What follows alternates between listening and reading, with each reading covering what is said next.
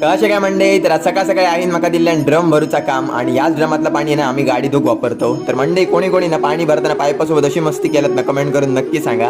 बघता बघता ड्रम तर भरून झाले, तर आई म्हणायला लागली बाजू झाडं असतात त्यांच्यावर सुद्धा जरा पाणी मार.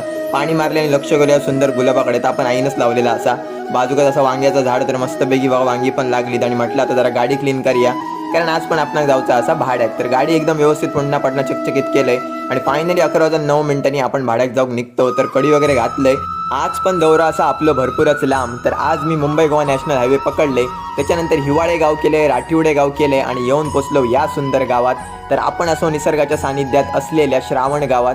तर या गावाचं नाव मी तर पहिल्यांदा ऐकले आणि पहिल्यांदा बघितले. तर कोण कोण इकडनं असं कमेंट करून नक्की सांगा. आणि सगळ्यात आवडलेली गोष्ट म्हणजे या घरांची रचना.